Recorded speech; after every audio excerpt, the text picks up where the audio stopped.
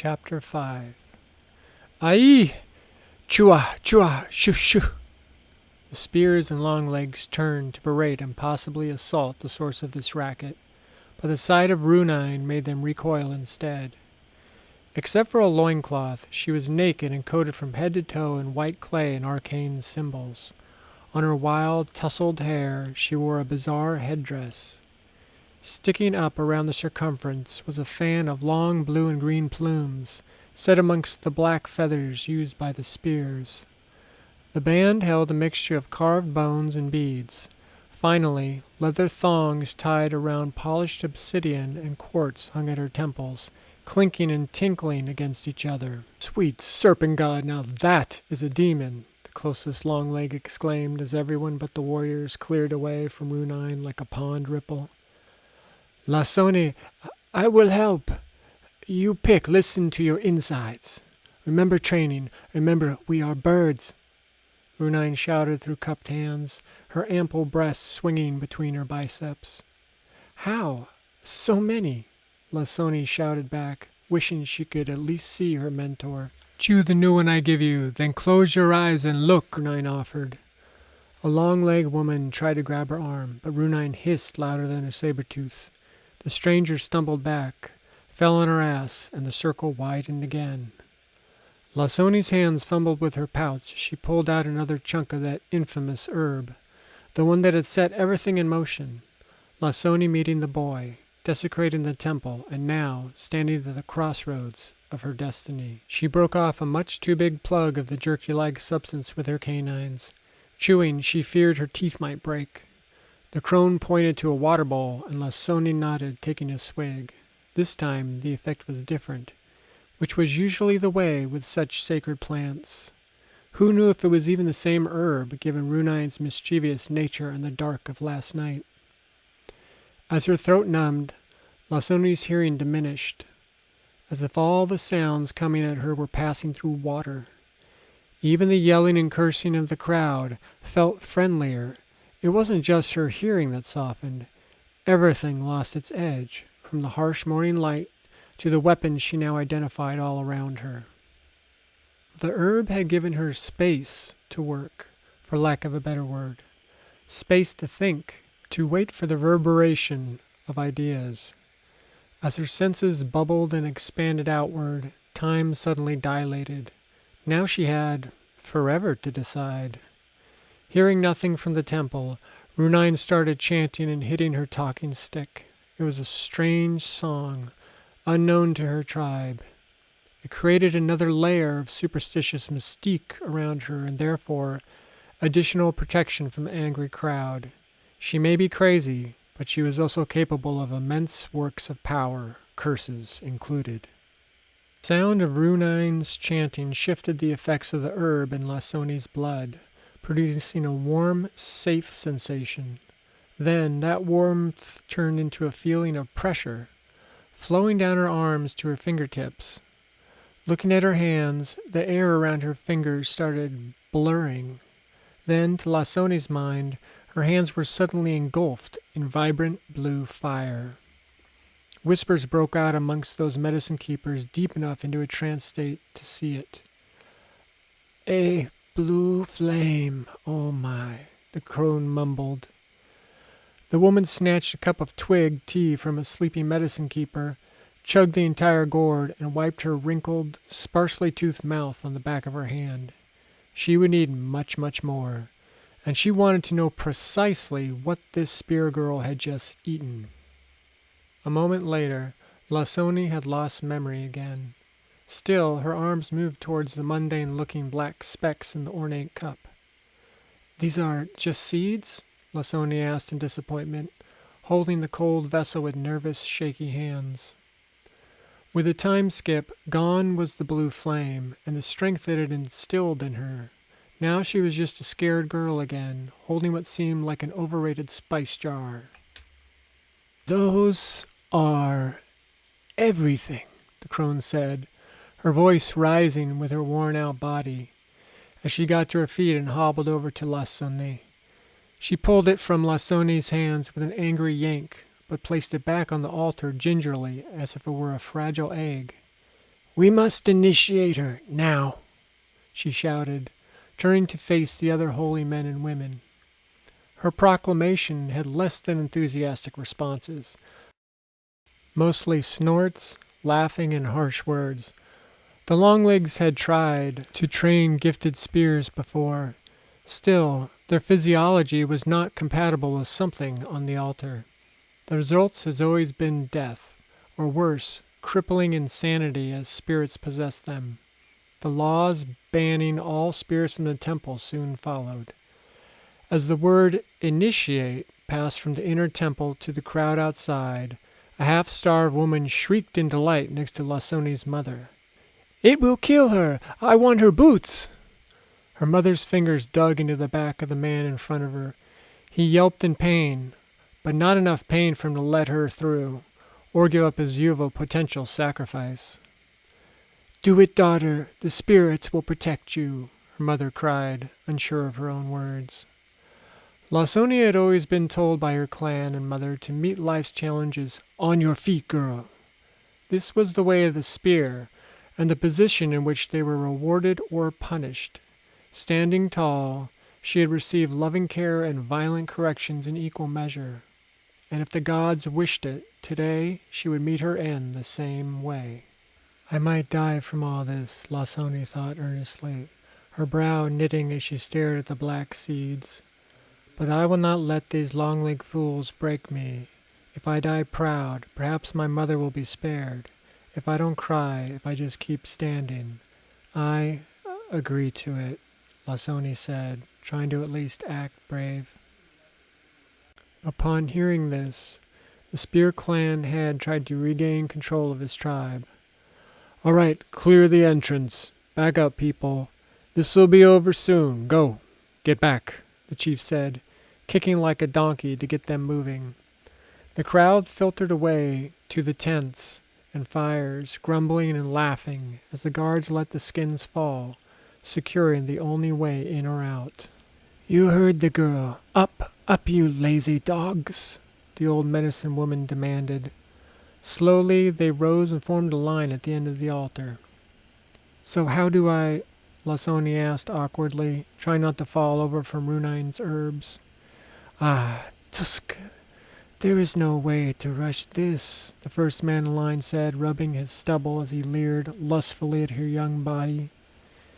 "In nibbles and lots of water," the crone said with a chuckle, painfully aware how much digestive turmoil this little spear girl was about to experience.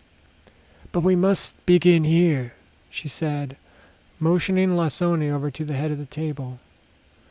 Lasoni obeyed, despite the ground tilting this way and that. Her vision flared at the candles, and fires being lit all around. The crone positioned Lasoni in front, raising a half-hearted protest from the all-too-sober participants. Then she pointed at the first bowl, which held the twigs of the fast bush, but Lasoni already knew that one. "You will need plenty, trust me," the impatient man behind her wheezed.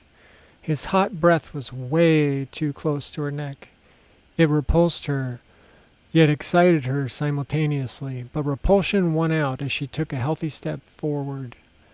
A bundle of twig in a shell cup, some hot water, and she sipped. The lion gave her hurry-up grunts, so she gulped the rest. "This, then," the woman with a crazed look said, stepping out of line. Her shaky hand shoved a pre-chewed plug of ginger and mint into Lasoni's palm. The sticky lump made her gag, considering the mouth it came from, but she put it inside her cheek regardless. "Water. Just a sip," an emaciated, bug-eyed man recommended kindly, before coughing something up and spitting it into the straw. While she hydrated, the breathy man started his journey, slurping on the twig shell, then tossing the spent herb into a larger clay pot. As was the custom, its contents would be burned, the only way for the Longlegs to keep their secrets. "All right, next. Don't think, just eat," the ancient woman lectured as Lasoni took the flattened discs of cactus from her thin fingers and chewed, trying to swallow them as whole as possible. The foul taste, oh my gods. There was no escaping the slimy, bitter slurry in her mouth. Even after a deep swig of water, it remained on her taste buds. Thankfully, she got through it, but her stomach was not happy. The crone patted Lasoni's jaw with a few quick raps, prompting Lasoni to chew and suck on the digestive herbs pressed against her molars. They helped as much as expected, but not even time could erase the memory of those wretched alkaloids. When Lasoni gained the courage to advance to the next item, the temple fell solemnly silent. This herb had killed the last spear medicine woman who had tried the course of sacred substances. Lasoni reached for the curled, dried chunks of bright red bark, but wondered why this particular item wasn't being forced on her like the others. "How much?" she asked with wide-eyed naivety. All joy, mirth, and frivolity drained from the crone's face, which wasn't much to begin with. The mountains of laugh lines shifted into sorrowful valleys, carved out by many deaths. "We don't know. Not for your kind, anyway. I'm sorry, girl. You are not so bad for a spear." Scared yet determined, Lasoni threw a couple pieces into her mouth and chewed. It was softer than it looked, and pleasantly sweet, like eating a flower. Not honey, that's for sure, but definitely not cactus. Lasoni smiled, finally grateful that she was different from the rest of her tribe. Because whatever the gods had done to make her a runty, weirdo navigator, it had also apparently just saved her life. Swallowing the crumbly chunks, she switched to the twig tea to cleanse her palate. Dusting the bark residue from her hands, Lasoni turned to the dumbstruck crone for further instructions. But the woman seemed to be waiting for something, surprised it hadn't arrived yet. As the bark released its phytochemicals into Lasoni's digestive tract, she began feeling the come-up of the herb. The twig tea, combined with her adrenaline, was already making her heart race, but the bark doubled its pounding. Suddenly she was very thirsty, her mouth and throat tingling and burning. The confidence Lasoni felt a second ago vanished as she tried to slake her thirst but choked, dropping the water cup. Looking down at her hands, she was amazed. They were vibrating like the wings of a hummingbird, and the hair on her arms was growing. Over and over it grew, and well, it didn't stop growing, but it never got longer. How? Was the only thought she could muster. "What is this?" Lasoni slurred, the sound waves visibly pulsing through the air. More tears, but something else. Lasoni felt as if the her that was she was draining away. She seemed more like her heart than her mind, more like a child than the woman she was becoming. Just as Lasoni thought it couldn't get any more overwhelming, the pain finally arrived. It started in her stomach, like hot coals searing her insides, but it spread rapidly, shooting through her veins. Her entire trunk was stinging, prickly, and poisoned. They must have wanted her dead to dissuade further trespassing by the spears. "Ai, Mama!" she screamed, worried that this was the end. At hearing Lasoni calling out in pain, Runine stopped her dancing. She felt Lasoni's fear and knew precisely what they had given her, because she had followed the Longlegs year after year, ceremony after ceremony, patiently sifting through the temple trash. She knew the nature of plant medicine, but most importantly, of humans, and how if one indulged lazily, even for a second, mistakes could be made. And one day she found their mistake, an unburned chunk of the very bark that Lasoni would soon die from. "Ah, sha, tu, Runine said, pacing in a tight circle, as if trying to decide something critical. Lasoni was going to throw up. That familiar line had been crossed for the second time in one day. She dropped to hands and knees, her mouth a faucet. But she knew purging wouldn't save her. It was too late.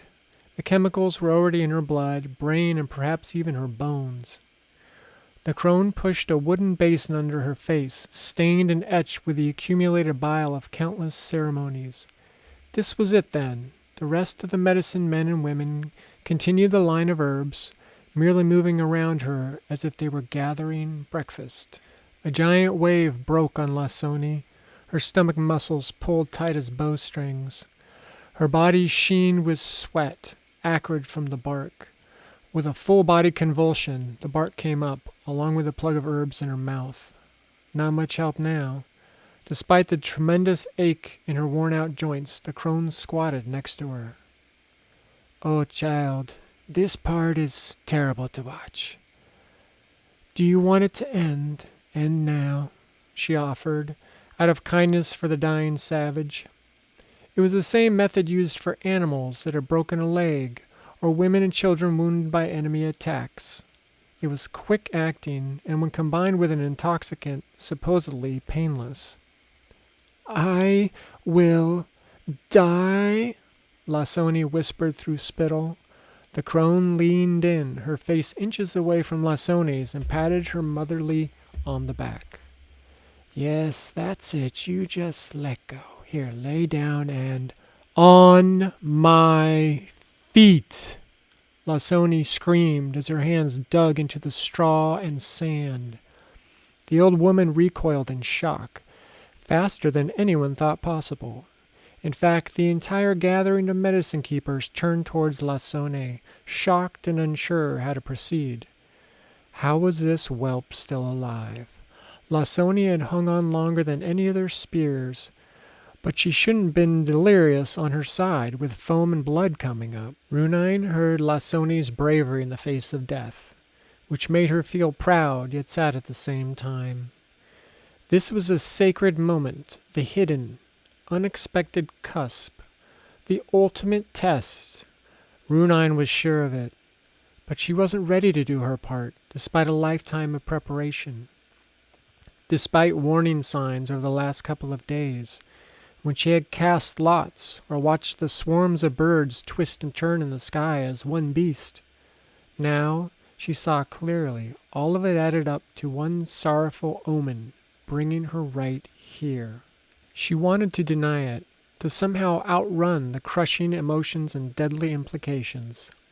No, she had to get Lasoni out of the temple, because if Runine didn't do everything she could to save her friend now, she really didn't believe in her own magic, and that would make her as false and stupid as the animals trying to kill Lasoni. "Yes, Runine, we must stand with Lasoni, with our sister." Meanwhile, Lasoni struggled to arise back in the temple, now on 2 hands, a knee, and a shaky foot. Shut up!" the crone yelled, silencing all murmurs. They had all been wrong about this spear girl. She was a holy one, after all, and that made her far more dangerous than any demon. If she were allowed to leave and train other spears in the secrets of long-leg navigation, power structures would shift around the globe. A trickle of blood leaked from Lasoni's bottom lip, mixing with saliva and vomit. Wherever she looked, everything had a doppelganger behind it, haunting its proper form. This ghost of all things flowed like prismatic oil, dripping and pooling with no particular affinity for gravity. But it couldn't be looked at directly, only from the side of the eyes, or it would stop replicating and collapse into the shadows. "Runine, I'm going completely now. Help, the pain, I can't," she sobbed, blood and spittle muddling her words. But Lasoni couldn't finish her plea. All her senses were mesmerized by the horror and beauty unfolding around her. As the universe opened its mouth to swallow her whole, dying seemed like a reasonable alternative. Each second, more of her identity floated away as she became sheer perception.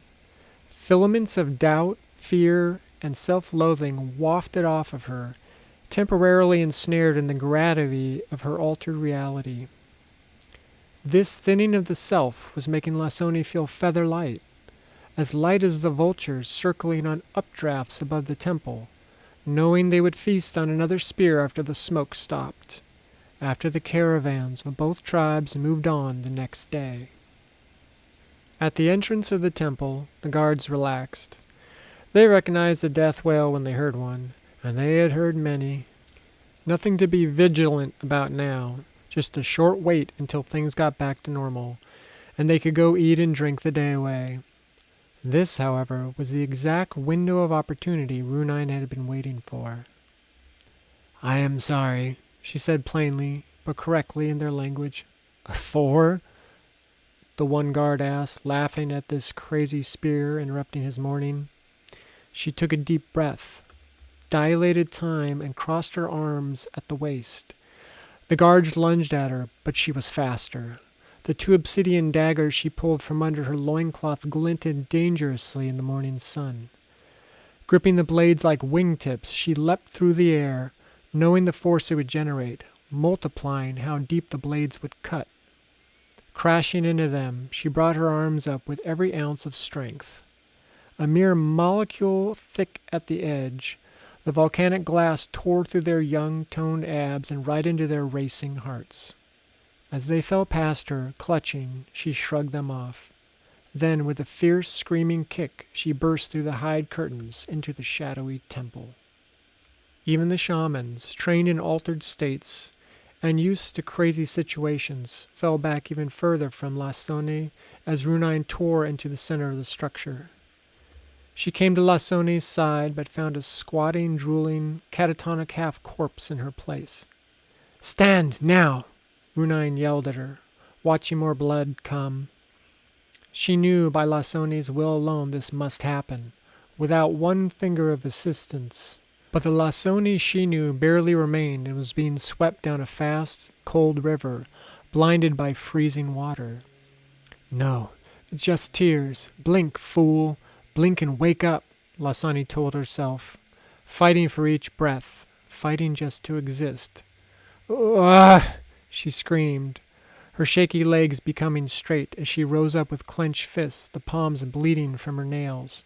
"Impossible," the old woman whispered to the universe. "No, not impossible. Lasone," Runine corrected the crone, the whole room really, with a waving, blood-drenched dagger. This strange, half-naked lunatic was unremarkable compared to the first spear to survive their gauntlet.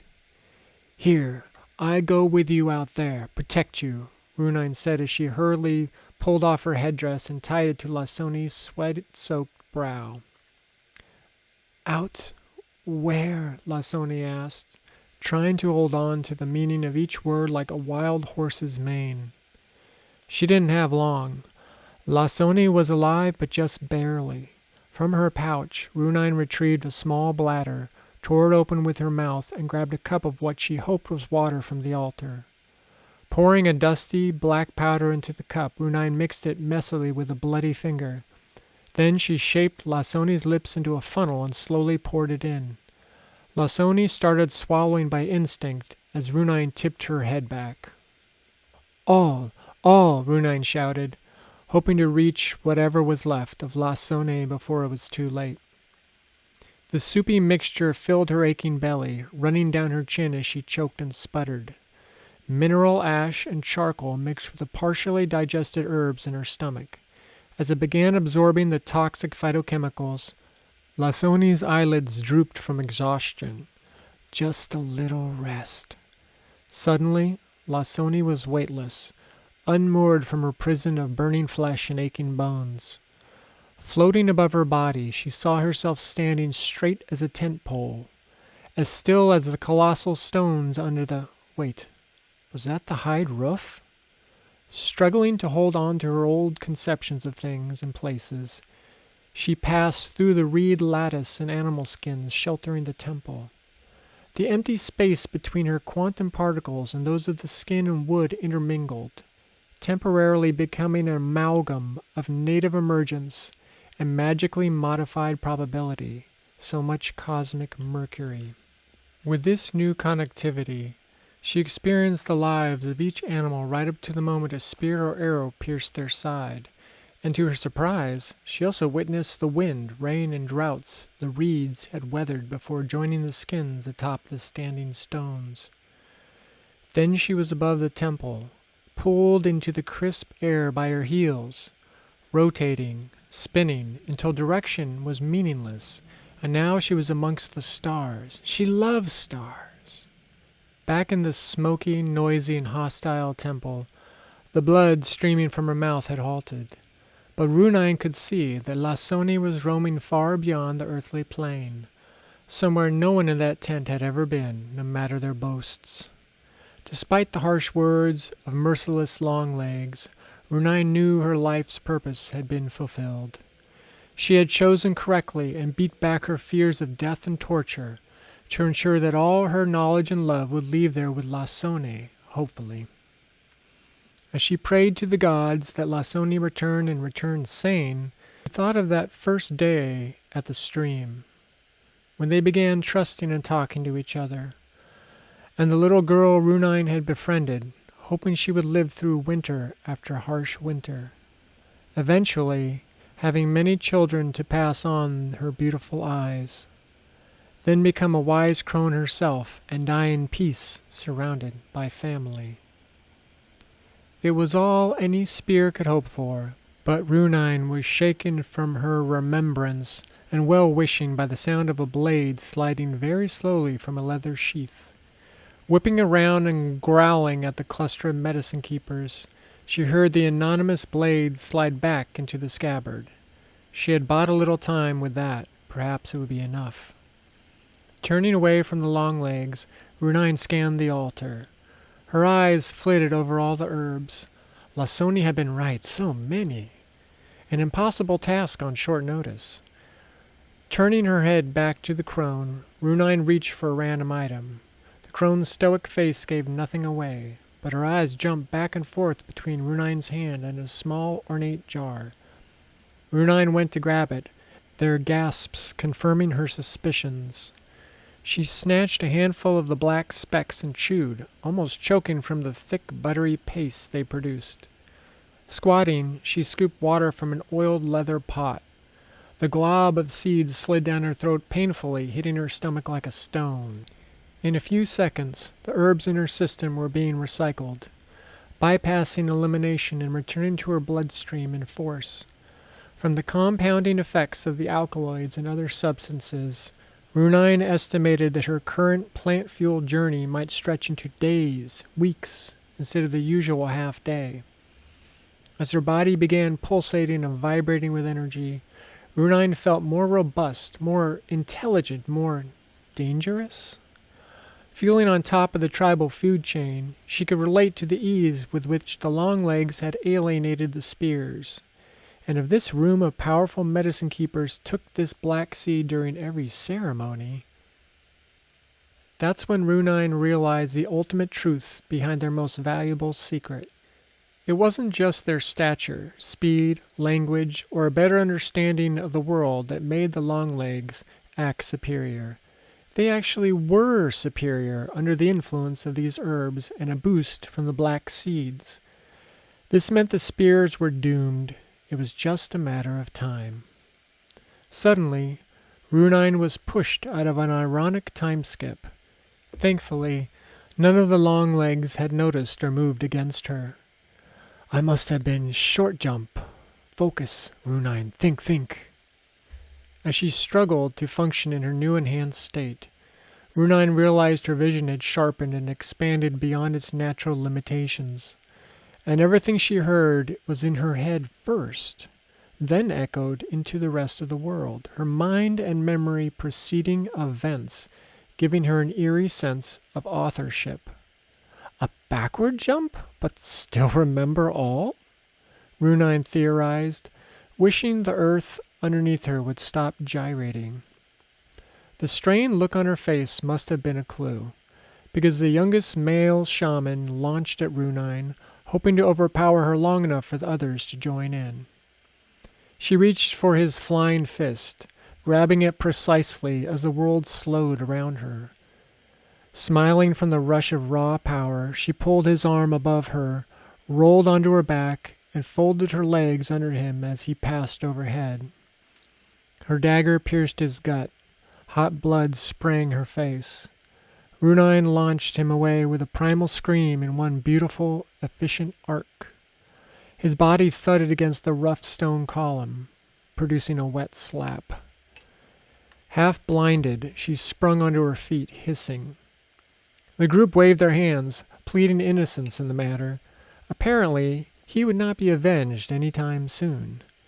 She squatted again, cupped some water, and splashed off enough blood to see clearly. Panting through nausea from the black seeds, she could glimpse all the possible timelines of her fate. But which was the best path to step into? What needed to happen now? Was her hesitancy coming from too many choices? Or were her deep-seated fears and insecurities resurfacing, sowing doubt at the last minute? But then she remembered.